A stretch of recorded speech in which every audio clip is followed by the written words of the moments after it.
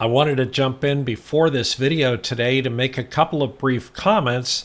And based on the video that I made yesterday, which was entitled Unify Zone Based Firewall, I got a message back, or a YouTube comment back, I should say, from Tom Lawrence from Lawrence Systems, who pointed out the real issue that I was having.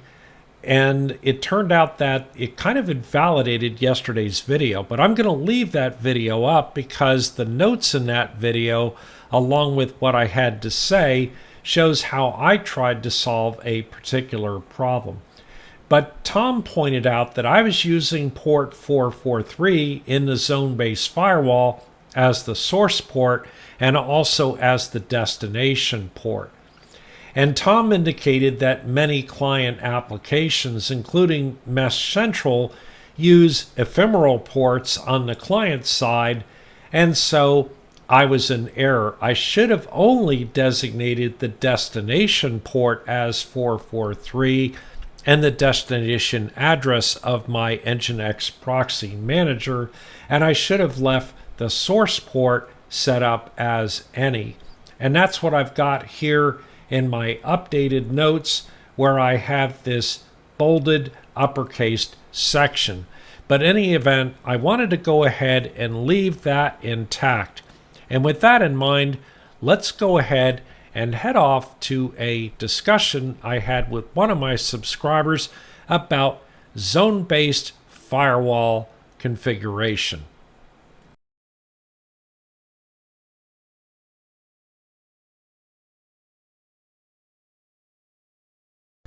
All right, so I'm here talking to one of my subscribers by the name of Hassan, and I'm kind of going through with him some of the ideas on how the new zone-based firewall operates. Hi, Hassan, how are you doing today? I'm doing well, Scott. Thanks for taking the time to explain this to me. I did actually have some questions about this new implementation that Ubiquiti rolled out, and I'm not too clear on whether or not you can convert or whether it's worth it to stay where I am or move forward. So hoping that you can provide some clarity to. So I'm in the process of watching a lot of videos online prior to the zone-based firewall, which happened around in, I think, June of this year. I ended up doing the conversion over to it, but I didn't do much of anything after I did my conversion. And a couple of things that I notice is that everybody says that the zone-based firewall is supposed to make things a lot easier.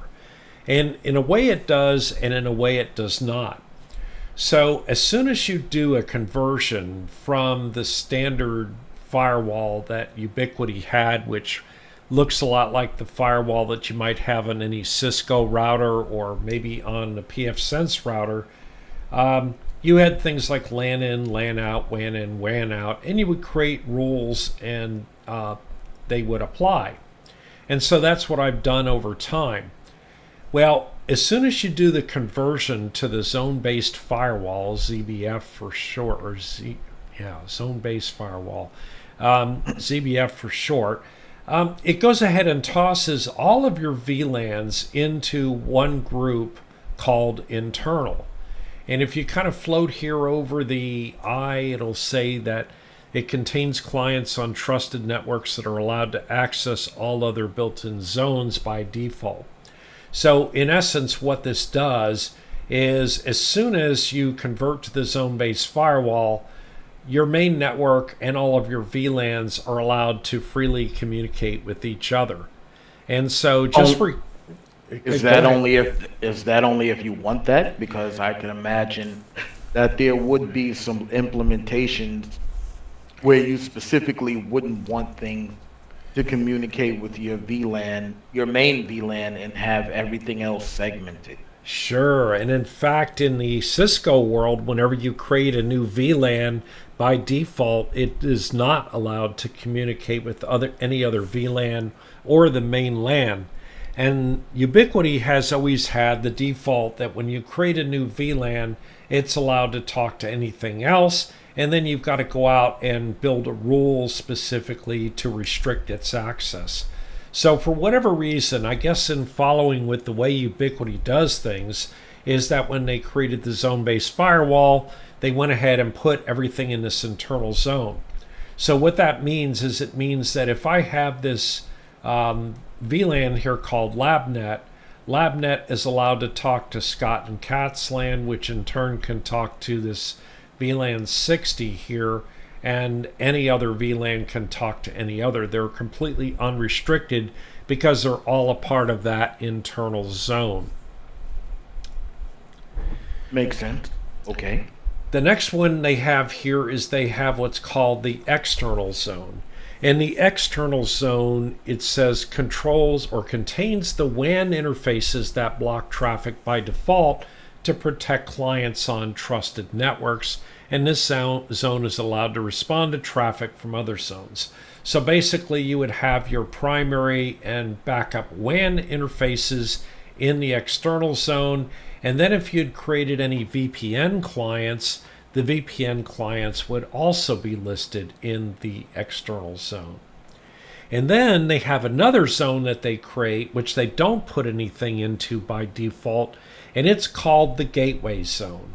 And so what the gateway zone is it is a zone that they create which is allowed to access all other zones by default.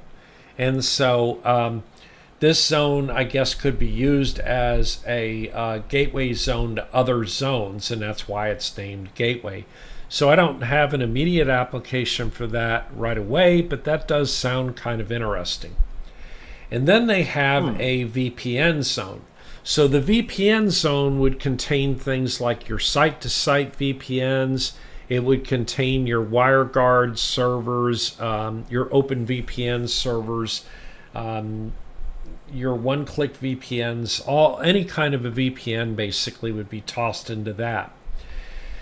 And then if you have a hotspot set up, in other words, a guest network set up, then it would go ahead and put the guest network in the hotspot. And if we float over the top of it, it basically says that it's used for guest and untrusted networks that have restricted access. And it basically won't let the guest network talk to any of your other networks. And then they had the DMZ network. And at first, I put everything I had into the DMZ network. That was a VLAN. And that was kind of a mistake because if we float over the top of this, it says optionally use the zone for public servers that should be reachable from the internet. Well, that's true. And you notice my VLAN here named Cloud DMZ.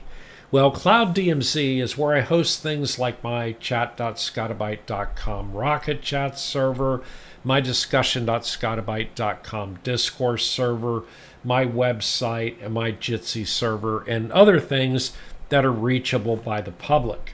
And so it makes sense to have that in Cloud DMZ. Makes sense. And I believe that if I put anything else, another VLAN in there, I'm going to have issues where that VLAN can communicate back to this VLAN, and I really want to have those segmented. So you have the ability to create new zones. And so besides these built-in zones, I've created an IoT zone, and for right now, I have my ATF Corral VLAN in here. And this VLAN is my VLAN for my IoT. Now, a lot of people will put their IoT objects in here, and they'll also go ahead and put their cameras in there and so on. Some people will actually divide out and have a separate camera network. The logic behind that is that some people don't want their cameras to reach out to the internet because they don't want to have them contacting any servers.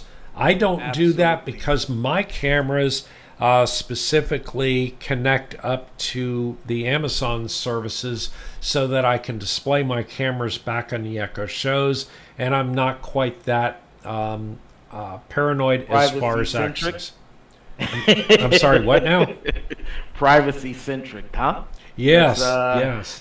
Let's not give it a negative connotation. There you go. Privacy is important to some people.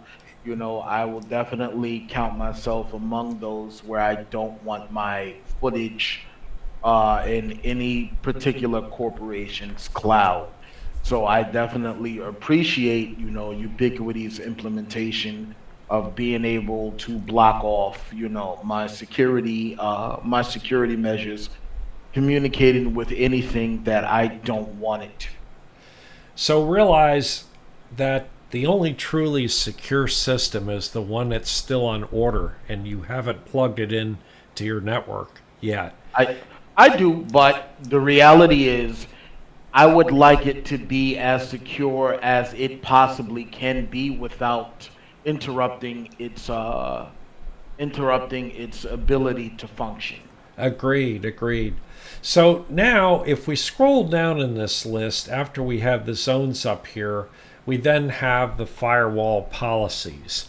And on the source side, we have the, if you want to think of it this way, the originating zone. And then on the destination side, we have the destination zone. So, as a really good example, if I was to look at this DMZ network here, which is my cloud DMZ network, and I was to click on this, then it would only give me three rules down here, two of which are built in. One that says allow return traffic, which basically says allow established and related traffic, which means that if something initiates from another zone outside, then allow it to connect and then also return. And then block all traffic says block anything that isn't implicitly allowed. And that's what I've got set right now for this, which is kind of inappropriate. Well, it's not inappropriate for the DMZ. It is inappropriate for the IoT, and we'll get to that here. And then I have, based on my recent video, where I was talking about this unified zone-based firewall failure, it was because I was not doing things exactly correctly. And a shout out there to Tom Lawrence of Lawrence Systems, who actually helped me understand what I was doing incorrectly. So let's take a look at this rule where I say allow DMZ to my NPM. And what I mean by that is allow this DMZ network to get to the address of my Nginx proxy manager. So if I go ahead and click on this, it has the source zone as DMZ, which is why it's showing up in this group. And then I have the source network as Cloud DMZ. If I click on this field here, that's the only network in that zone, so it's the only one I can check off. And then I have here port any. My problem was that I had gone down originally and I had selected a specific port and I had selected HTTPS here. And by selecting HTTPS, I had actually created myself a problem. And that's what I realized I had to go out and fix. So I'm going to go ahead and cancel that here.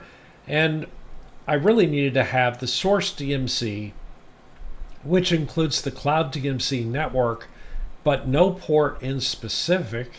And then I have the action allow, because we want this to be an allow rule.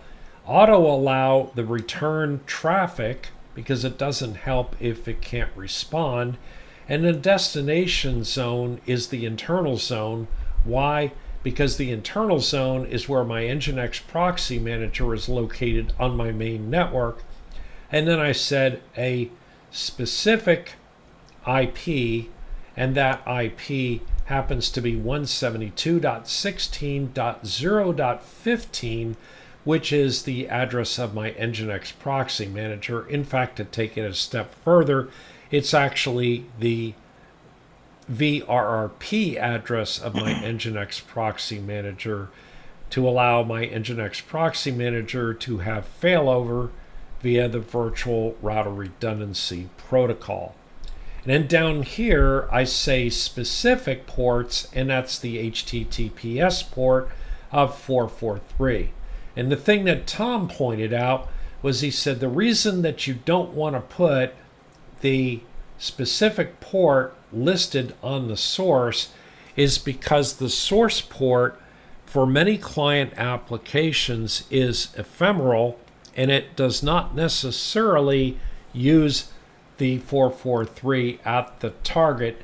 It can use a dynamic port range. And of course, I realized that in the back of my mind, but my mindset was we're using port 443. It's always going to be on port 443. And that's just not how these types of applications operate.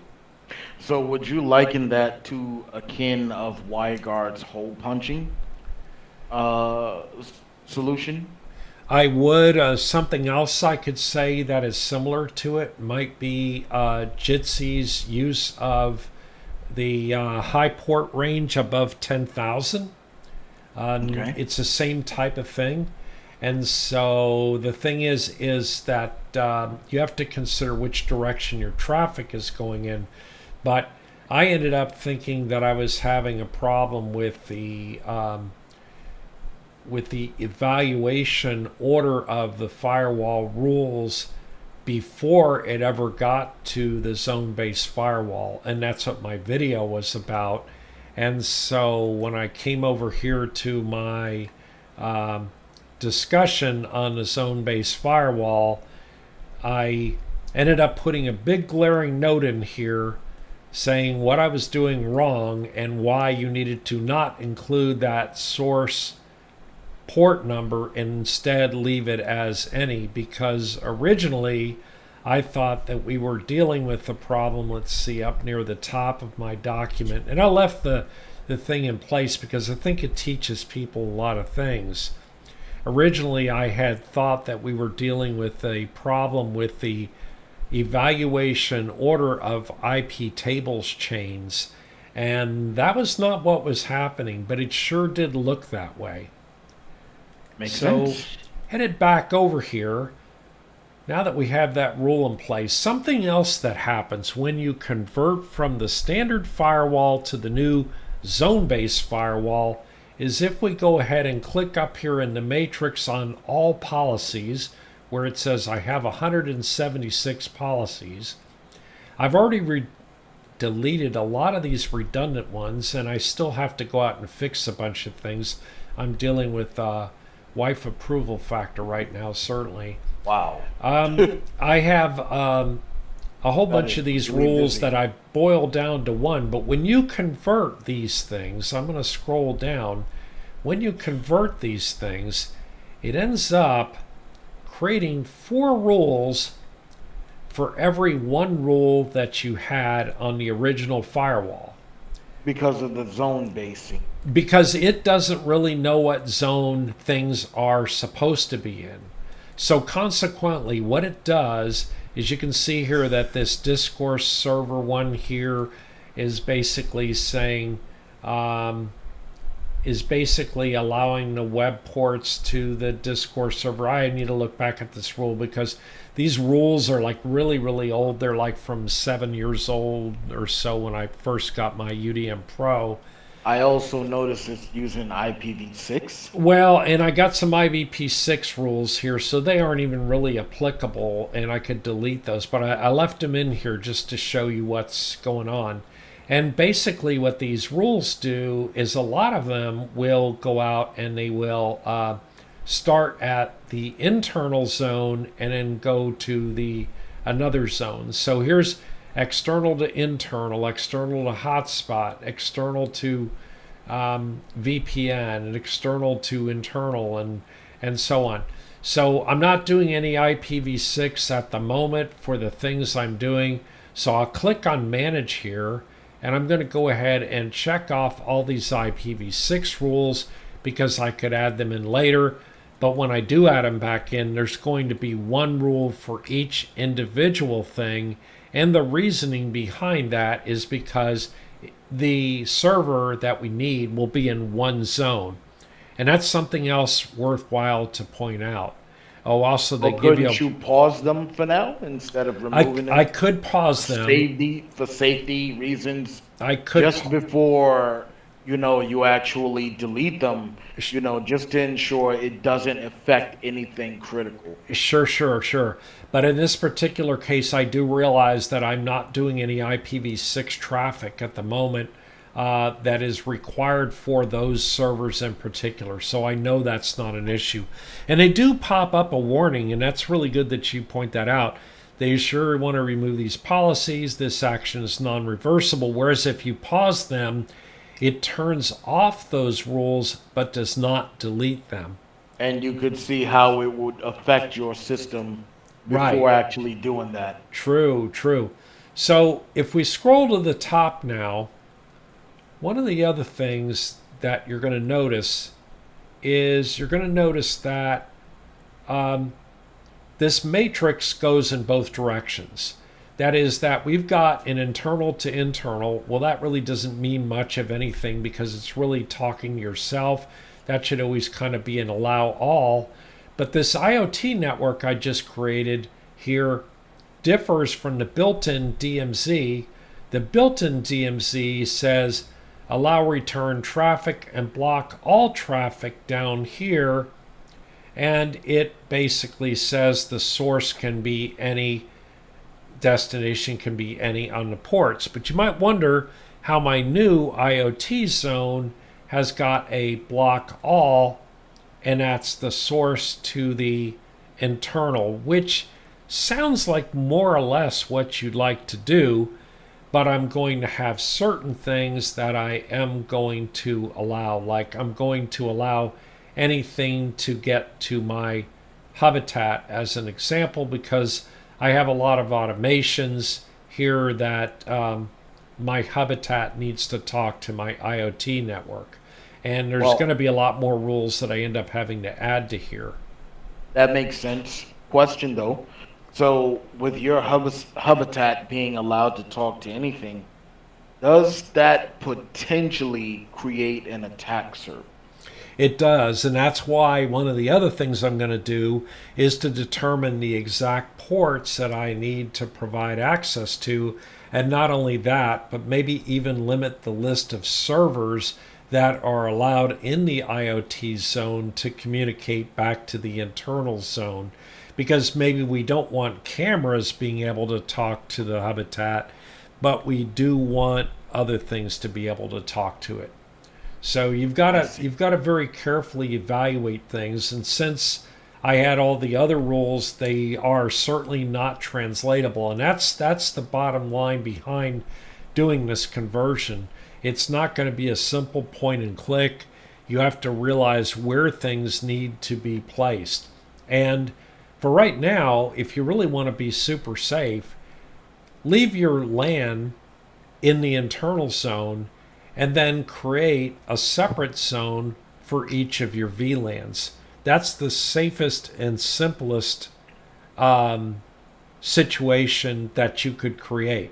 Now, that being said, you could put all your VLANs in one zone, but just realize that what that would facilitate is communication between all those VLANs with each other, which might not be your desire. However, if you did set that up, that would also mean that there would be one succinct set of rules for all VLANs.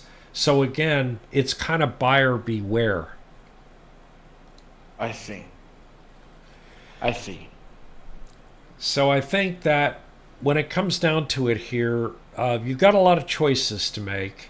There are a lot of policies you need to look at. If we go here in my general list again, and we pick up one of them, like where I have my allow Chromecast rule, this rule was set up to where it says, I see where it says Chromecast devices. So this is a list of my Chromecast devices.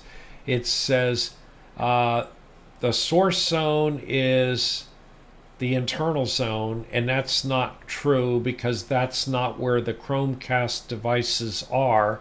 The Chromecast devices are in the IoT zone now. So we have to click IoT zone and notice how it eliminated, if we do a cancel here, we had Chromecast devices in list. So we got to go back here to the IoT zone, and then we have to say list, and then we can select anything we want. And of course, I have groups. Wow. I Okay. have groups that I've set up. So Chromecast is the list of all of my Chromecast devices. So the source zone is going to be my IoT zone, and it's going to be Chromecast devices. And I want to be able to allow this connection and allow auto return traffic. And I want to have the internal zone be the destination zone. No, that's not actually right here. This gets interesting. So really what we want to do is we really want to reverse this, because what I really want is I really want the internal zone, and I want the internal zone, anything on the internal zone, I want to allow to the IoT zone, and I want that to be the Chromecast. Because the reason for that is because I have devices on my main zone that I want to be able to use the Chromecast, and the Chromecast is on the IoT zone. So that's why that rule needs to be there.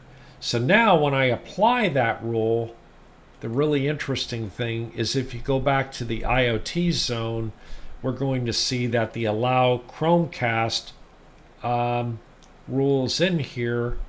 And interestingly, it is locked here.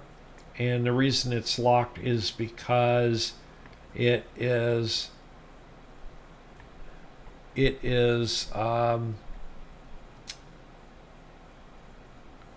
being created in a different zone.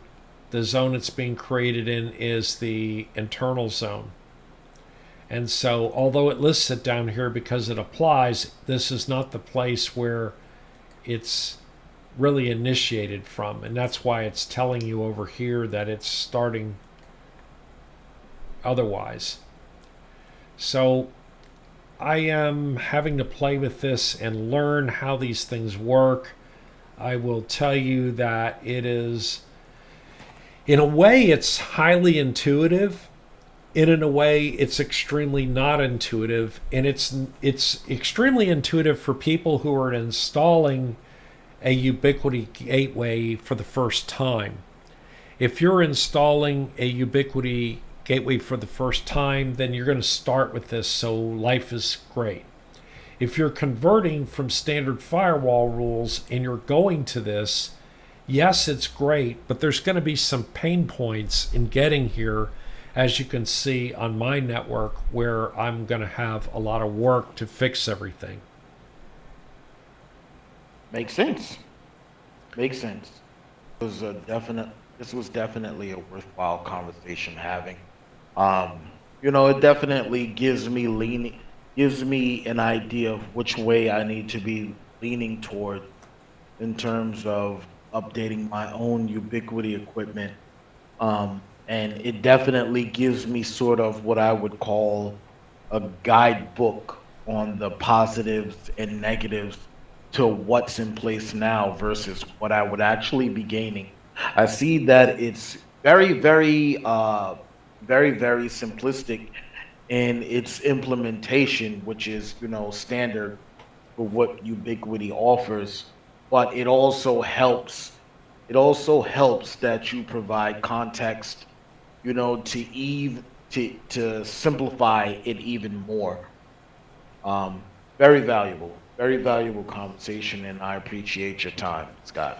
Well, we're going to see what happens here as I move ahead on this and see if I can't fix everything on the network. One thing this does let me do is it lets me go back and fix all those firewall rules, which kind of just worked in the past. And the one thing you'll find out when you work on IT infrastructure is many times you do things years ago and you can't really necessarily remember why you did them. They just work. So you didn't turn around and revisit them, and they may not be relevant anymore.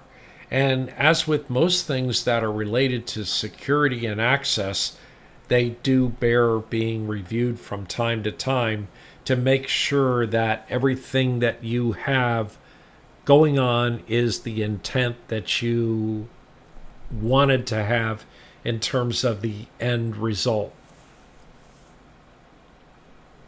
I agree, and I agree. Yep. I agree, and I the only thing that I would add to that is, as with our conversations in the past, that's exactly what documentation is for. Well, and that's true. And bottom line is that it's impossible to document what it takes to move from the old firewall to the new firewall because again it's kind of buyer beware. They can't address every type of rule that every person might have on their system to migrate. For those people that are not self-hosting, not doing sophisticated things in their home labs, the movement to the zone-based firewall is going to be extremely simple because there's not much out there. But if you have a sophisticated network and you have lots of VLANs and you have lots of systems that have a need for very specialized communication, that's going to extend the amount of time that it takes you to go out and take a look at everything and make sure that what you think is going on is really going on. And right now, I converted things and I just now created this IoT VLAN and moved things over to it. And I'm having a number of things breaking, but that's fine. The DMZ VLAN is working exactly as intended. And so little by little, I'm going to be bringing things back to the point where they were needed. And I've got a lot of very specialized rules to make things happen the way they were intended. And so the thing is, those rules all bear reviewing because they need to. I need to understand where what real role that they play today, as opposed to the role they played when I added them, perhaps 7 years ago. Well, here's a question and more and also an observation in one.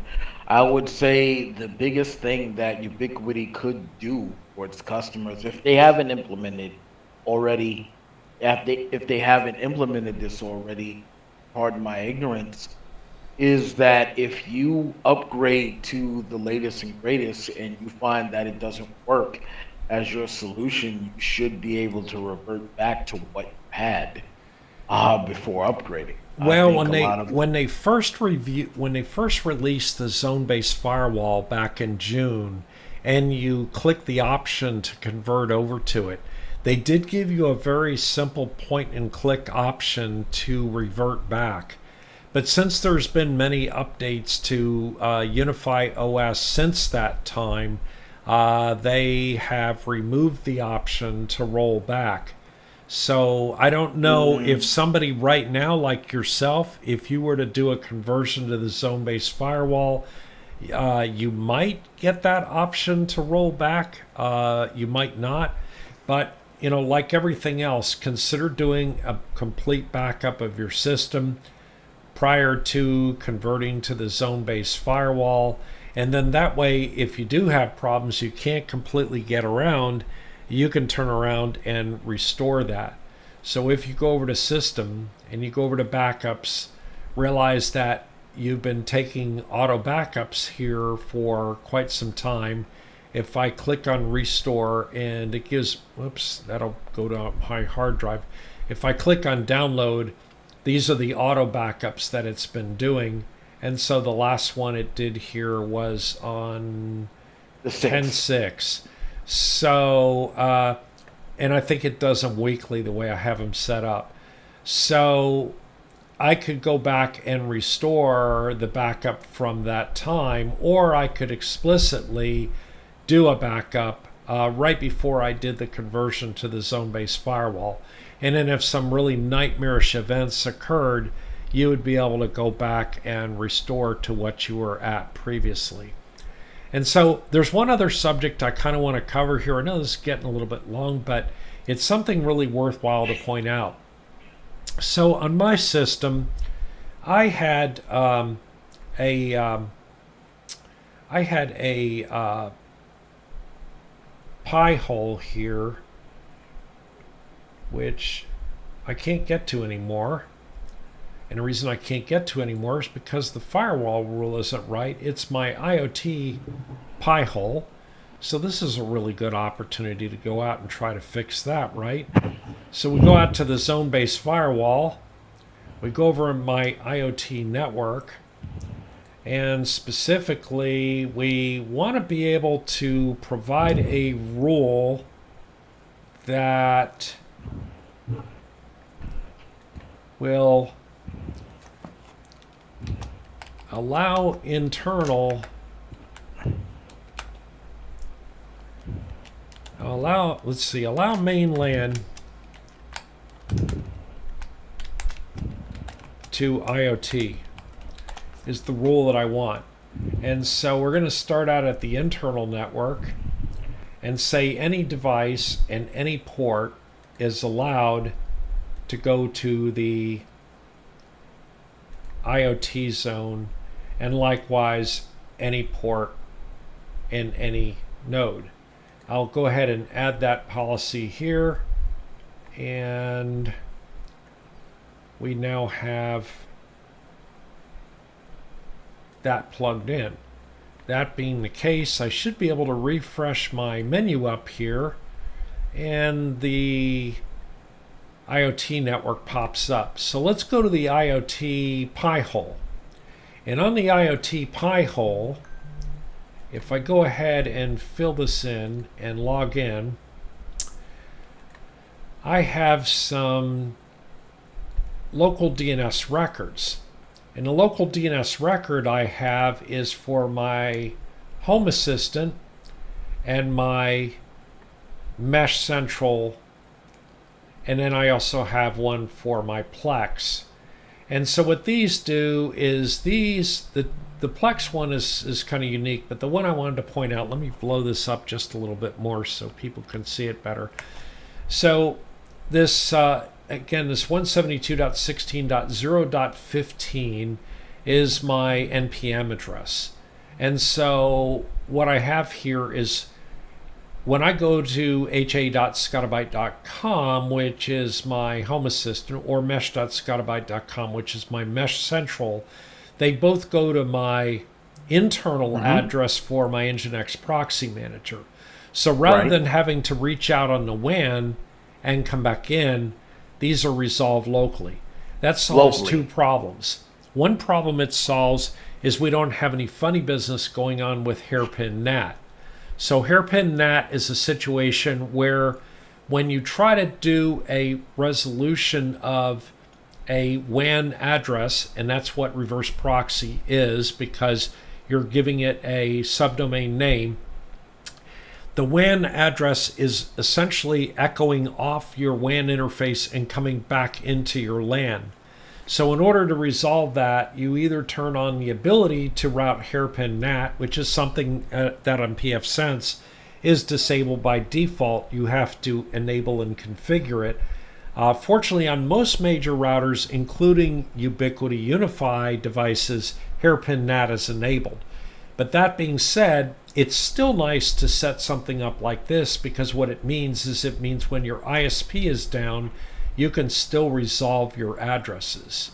Which is definitely needed in large scale situations when you have a smart home, instead of maybe like, an apartment or anything like that. Like you still need your implementations to function even if you don't have direct internet access. So I did a video a couple of years ago entitled Nginx Proxy Manager and Local DNS, where I introduced this exact thing. Except instead of doing that, I actually do something like I have on my main LAN where my main DNS is, if you will. And that is where I have my local DNS down here on the main LAN, and I have CNAME records for every single one of my subdomains that go to my Scotti-BYTE.com here. Okay? Okay, I'm with you. And then I have an A record for Scotti-BYTE.com.